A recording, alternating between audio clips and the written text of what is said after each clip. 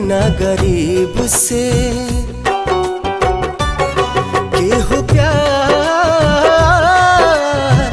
करे ना गरीब से हो, केहू प्यार करे ना गरीब से। मोहब्बत के मौसम, मोहब्बत के मौसम, मोहब्बत के मौसम आवेला नसीब से। केहू प्यार करे ना गरीब से।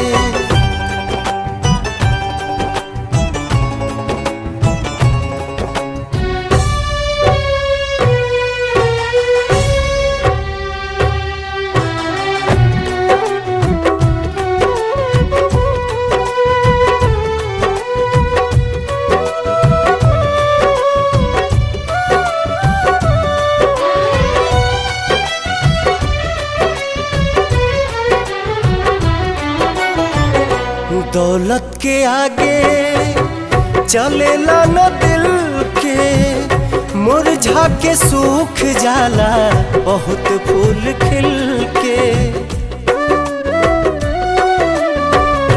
दौलत के आगे चलेला न दिल के, मुरझा के सूख जाला बहुत फूल खिल के।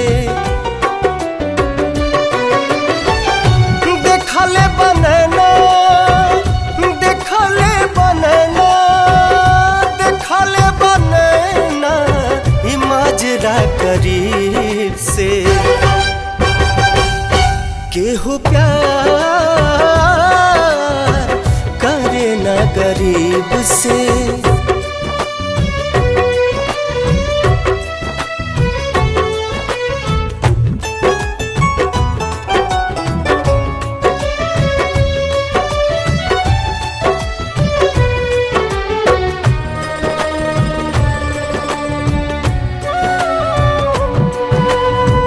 बदल नहीं पावे भाग्य के लकीर हो, गरीबी के होला ऐसन छोट तकदीर हो।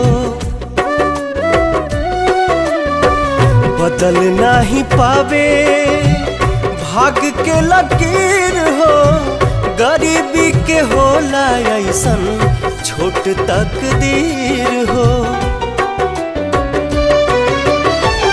कैसे केहू मिली, कैसे केहू मिली, कैसे केहू मिली कौन तरकीब से।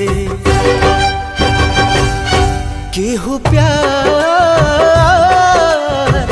करे ना गरीब से हो, केहू प्यार